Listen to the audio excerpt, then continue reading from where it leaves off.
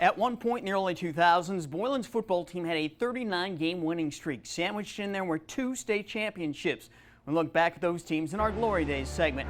And the first championship game in 2010 was in Class 6A. The undefeated Titans played Aurora Marmion.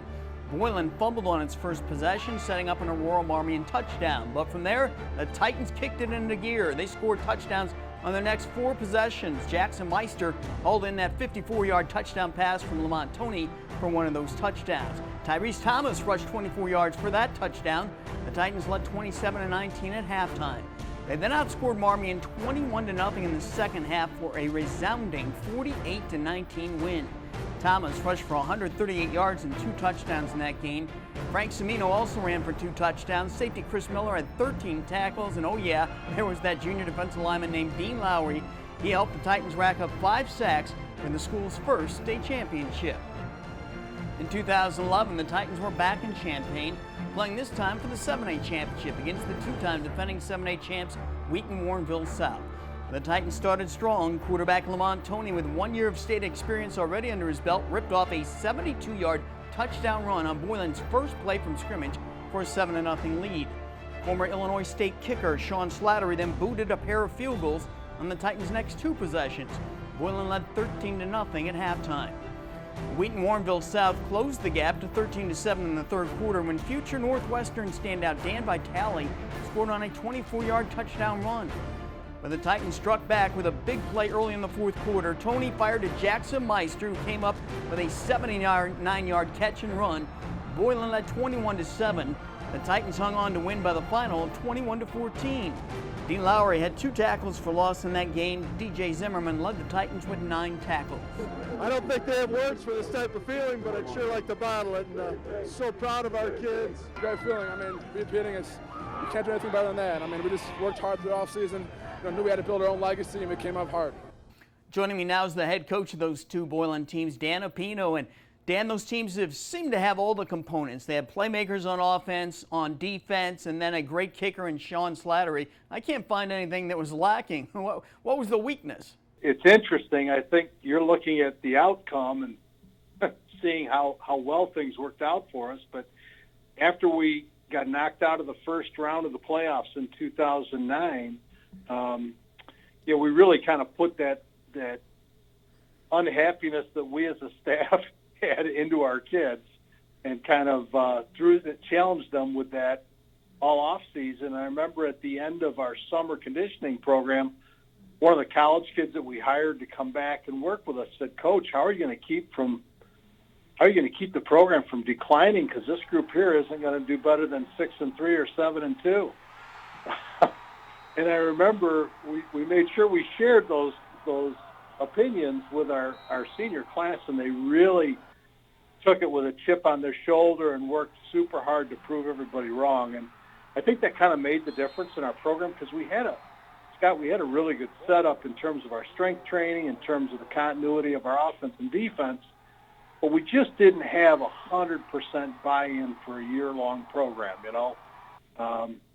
We were probably at about 55-60% of the kids who were just all in. And then in 2010, that number probably nudged up closer to about 85-90% of the kids. Did those 2 teams have different identities and different personalities, or were they pretty much identical?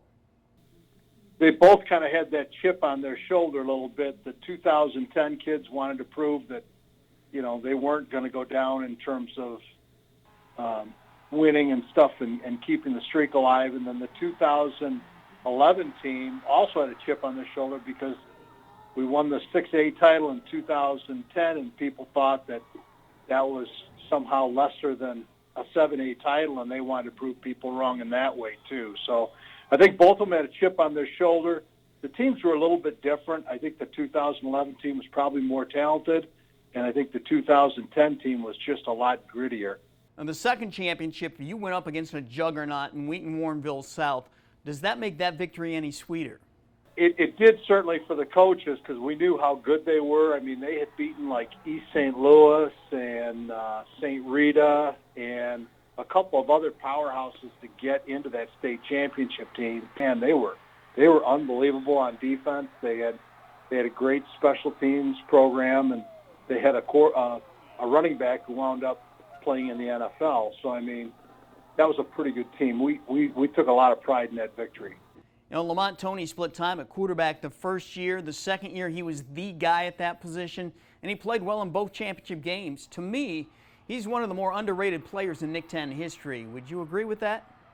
Absolutely. It's one of the things when I talk to Josh Fagan, who's living out in Oregon, it always surfaces up that, you know, Lamont Toney did not lose a varsity conference game.